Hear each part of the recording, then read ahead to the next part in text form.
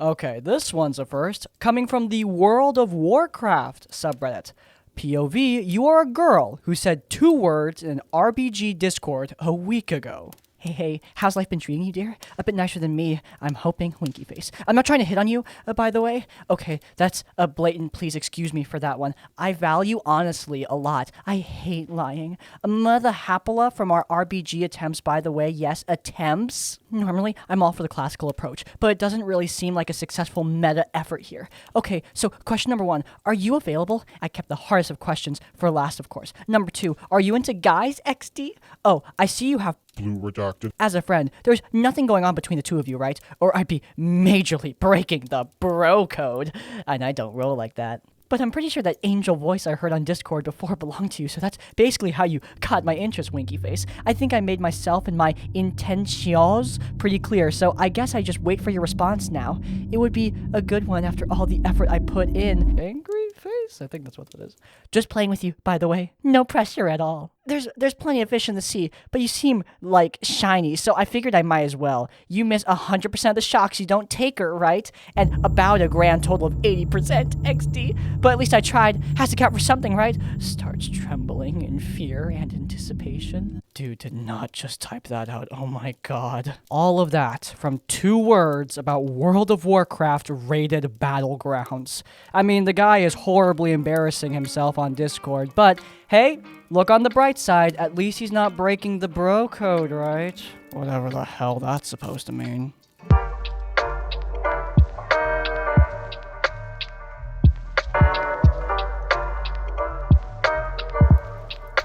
I've been a dungeon master for a few years at this point. The campaign the story relates to has been going for a year and a half, and is sort of my magnum opus as far as things go.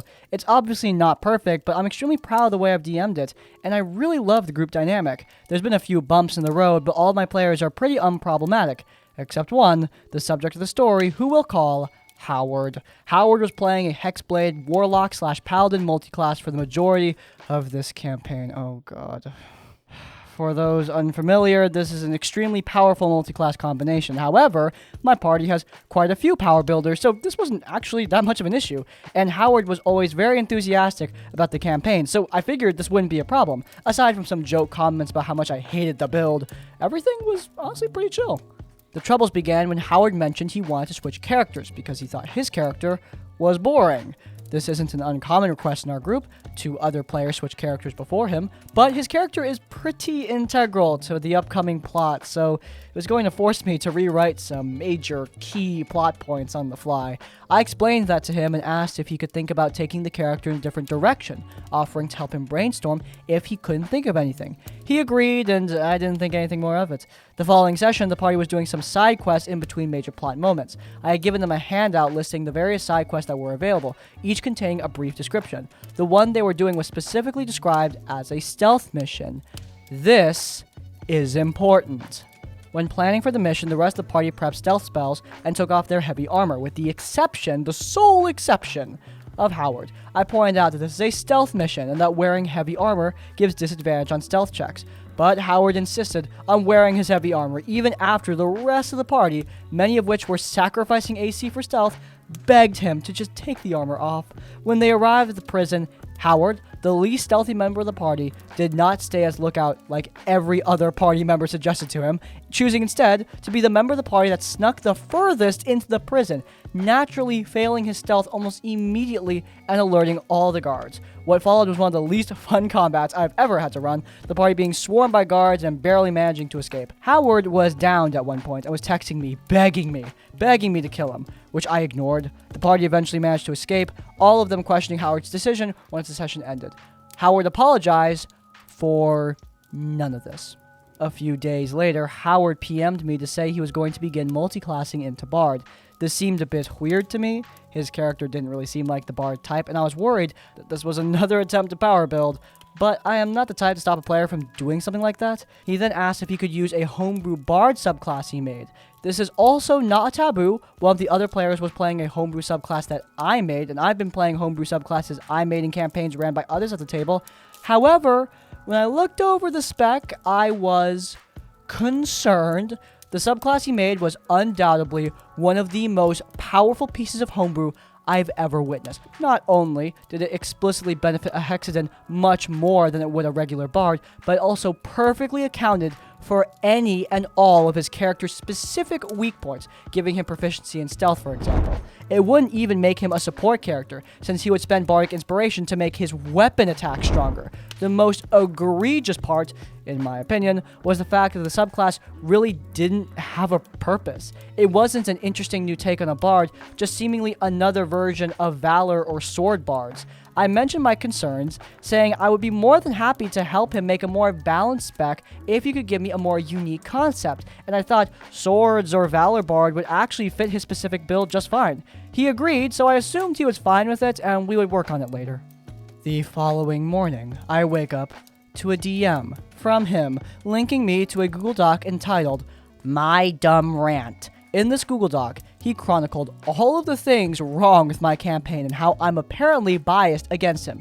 Yeah, that's right. He wrote a Google Doc of all his frustrations rather than just talking to me about it. What made it worse was that I had, the previous session, given them a feedback survey to indicate any frustrations they had with my campaign, and Howard had only said positive things on the survey. Upon reading the Google Doc, my frustration grew.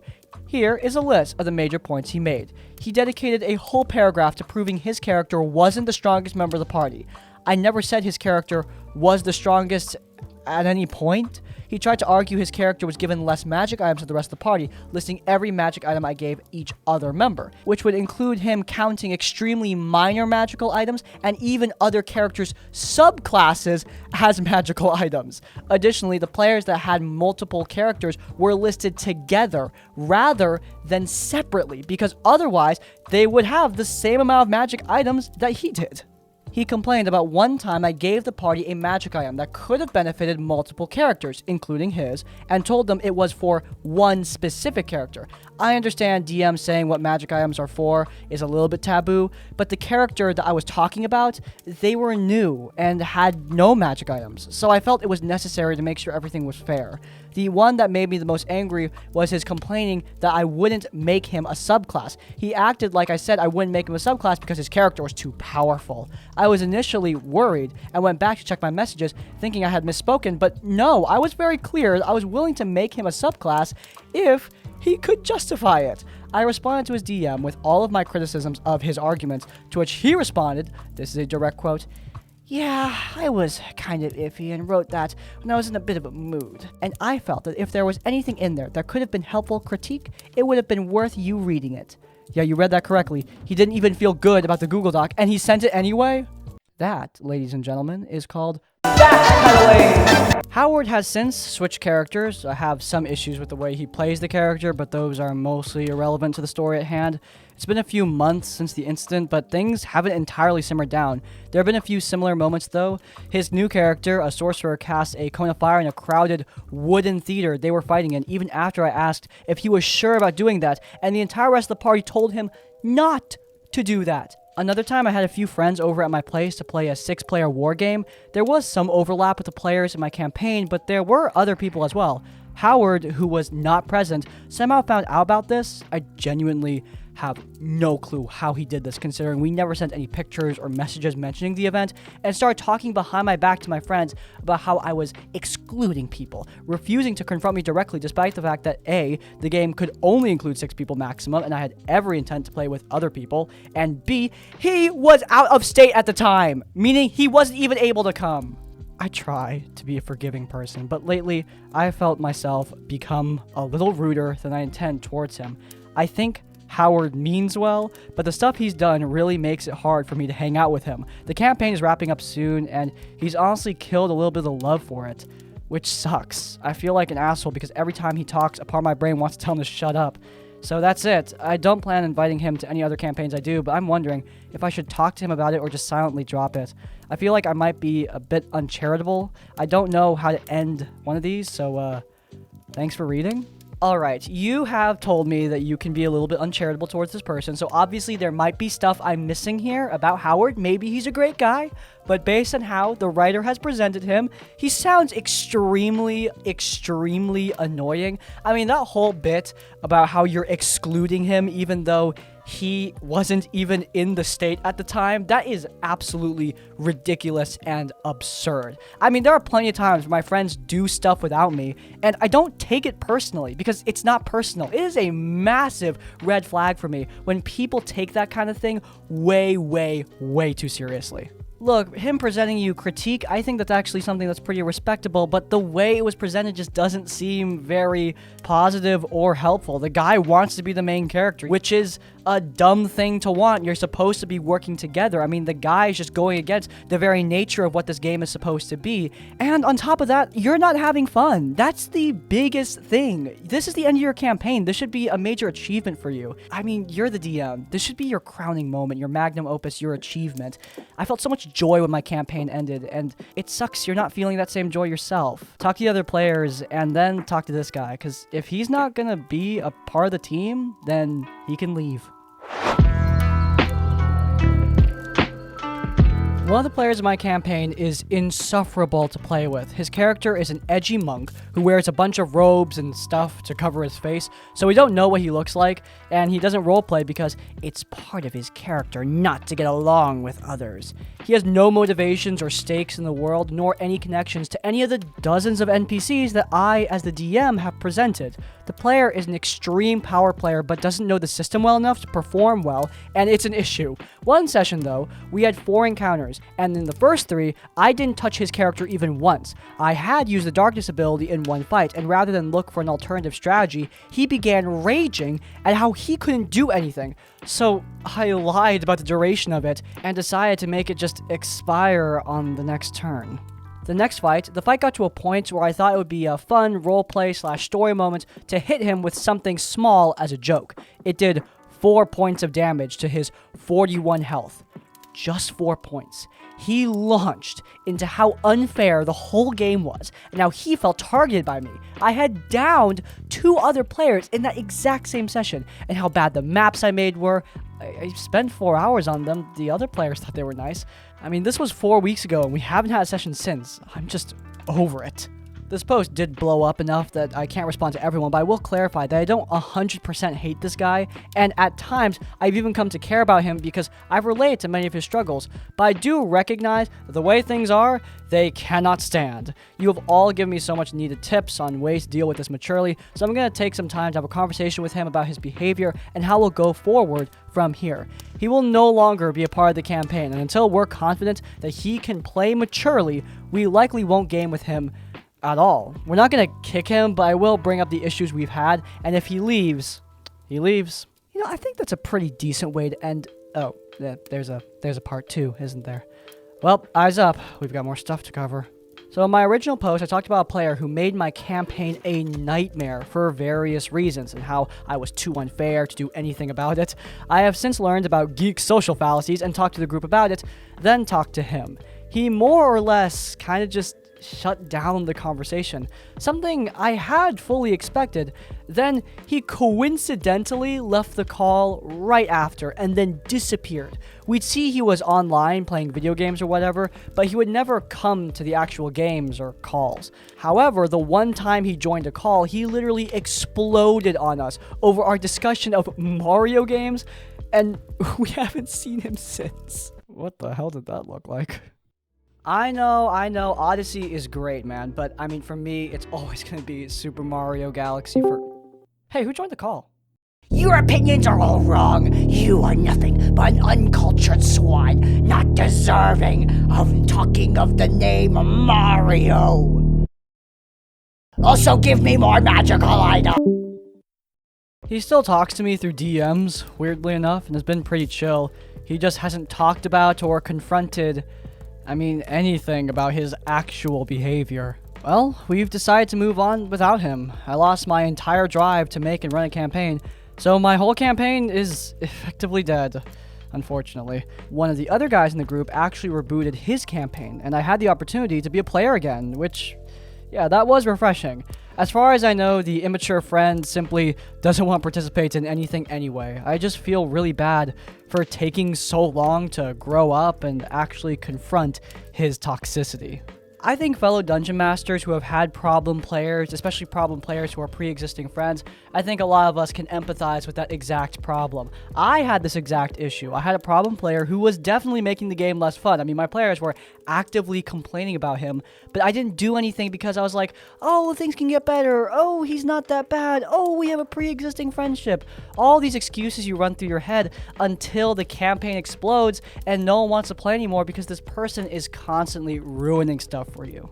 This is definitely not uncommon nor unheard of, but of course it doesn't mean that it's good. I made a mistake. A lot of people make this mistake. It's on us to improve, to be better, and to make sure to manage toxic people when they join our social circles. It is hard, I'm not gonna lie. I mean, you're playing these games to have fun, not to handle intense social situations and toxic friendships. But unfortunately, when interacting with other people, that kind of thing is bound to happen eventually. I'm just glad that for you guys, it worked out in one way or another.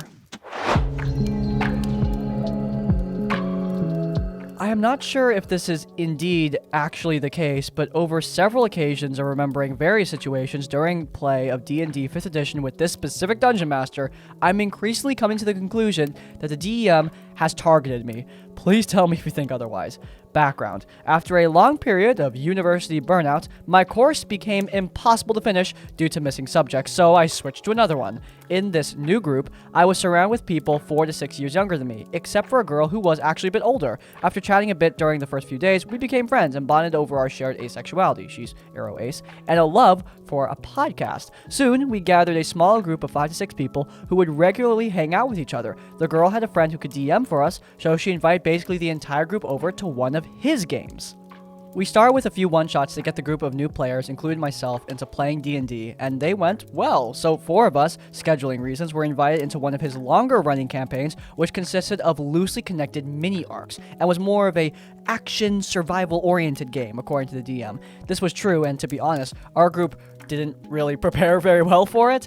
I initially prepped a tiefling bard, but quickly switched them out for a barbarian when it became obvious just how hostile the game world was. The aforementioned girl played a garden gnome reskinned goblin, I think, and they were playing a rogue. Other than that, we had a wild magic sorcerer, 2 clerics, and a paladin. More people were invited from somewhere else. We had no maps, so character placement during combat, well, it was arbitrary, and by the DM's whim throughout. Session 1. One arc of the campaign started at level 1 with a shipwreck caused by the sorcerer's wild magic randomly exploding, and a long combat session with various sea creatures, followed by a long swim to the nearest landmass, so we wouldn't die of exhaustion just swimming all the time. I've had about 5 creatures heading for me, while every other player had like 1 to 2 each. Please note that at this point, I still had my level 1 bard and not the barbarian. We survived and reached land, but found that there was no food, no resources, shelter, or any drinkable water nearby, so we spent the rest of the first session searching for somewhere where we wouldn't instantly die. I switched out my character between sessions, coordinating with the DM to make it a feasible thing to do. Session 2. We work out how the cleric can create enough water for us not to die, and we start exploring the island on an in-game weekly expedition basis, with randomly rolled encounters / chases and rates of success in scouting, collecting materials, and hunting. We level up to level 2, and we get attacked by a bear, who is intimidated by the sorcerer's amazing hair and leaves us be, eventually. We explore an older shipwreck, and again, I get 3 creatures attacking me, barbarian at this point, while the others get like 1 each. We are allowed to avoid detection without any rolls. On our way back from the shipwreck, we took some boats to hopefully escape the island soon. We need to set up camp for the night, or we would suffer exhaustion. We make a plan to sleep under the upside-down boats, but agree that someone has to take watch. My wood-elven barbarian doesn't need deep sleep, just meditation, so he agreed to keep watch. I misunderstand the situation as me being in the open, watching while sleeping, but it was actually everyone, including me, under the boats. And so when I hear something scratching on the side of the boat, I say, I go over to the other side just to check what's there. DM says, okay. Then insta-kills me with 3 bone vultures? My fellow ace friend takes this especially poorly and berates me for like a few minutes, saying how stupid I was to do that. I'm a bit shocked because of my character's sudden death and try to excuse myself by saying the obvious. I misunderstood the situation and didn't wake the cleric, who was apparently sleeping right next to me. I don't think she meant to be mean, as she's not normally like that. I just think she was also shocked. The argument eventually dies down, and I start reading the player's handbook to make another character. I don't really listen to most of the session because I am mesmerized by the options in the book, and I make up my mind to make a tiefling warlock. Session 3, my new warlock arrives in the party, killing/switching out for one of the NPCs we had as fodder, and joins the party. We do more randomized scouting/chase encounters, and I get chased by 2 wolves for about half an hour, eventually killing them both due to some lucky rolls. The encounter allows me to level up to level 3, where the party is currently at. I took off some time so my character could grind himself up to level 2 first, by essentially exercising for an in-game week. One more group expedition later, we find an old hut surrounded by weeping angels and figure out that they can move and attack us. We survive relatively easily and assume the angel/statues will remain smashed. They won't. We explore the hut and try to make a fire to sit and sleep around to try to avoid any more bone vultures. As the party is idly chatting, the DM informs me that I am stabbed by one of the angels and knocked to 0 hit points, but thankfully quickly stabilized by another player. A quick heal later, I am back at low hit points, and we again manage to defeat the angels. The party agrees we should head back to camp, even if it means gaining some exhaustion levels. There was no Session 4. About 2 weeks after Session 3, the DM informed all of us over Discord that, due to some personal problems, he would not be able to continue DMing for us. About half a year later, I learned from the girl that he tried hitting on her even though he knew she was Arrow Ace and very much not interested. This event was the some personal problems that caused him to stop DMing for us. The Sorcerer's player also confirmed that the DM never even bothered learning his name and only called the Sorcerer by his initial. Having had about a year to think this all over, I think he thought me being friends with the girl meant he had an opponent in his endeavor and was targeting my character with excessive damage and unfair hits to get me to leave the game early. What do you guys think? Sorry for the rambling post. Hope I didn't make it too long. Honestly, I don't think the DM was targeting the writer specifically. However, I will say that whether or not the DM is targeting the writer specifically, I mean, this sounds like a very annoying game to play. Now, I am happy that the DM clarified what kind of game that they were running at the top. That's good. At least they told the party, like, hey, this is a survival-oriented game. However, insta-dying to 3 bone vultures, yeah, that doesn't sound like a lot of fun. I mean, you heard a noise and went to check out what it is. I guarantee if you didn't check out what it is, the DM would have gone, "Heh, idiot. I guess I'm just gonna kill you all in your sleep. Should have checked to see what was making the noise." Seriously, I hate those no matter what you do, you lose DMs. But obviously, the worst part of the story is the rejection that ruined the whole campaign. It goes without saying, at least I'd hope, but don't hit on people that aren't into you. It's not going to go well for you. It's not going to go well for anybody. Though I will say, even though it's a bummer this game ended prematurely, I think it was almost certainly for the best. This DM doesn't seem to be entirely ideal, and clearly they weren't mature enough to remain in the same area as their crush. So, you know, I think splitting off was probably the best thing that could have happened.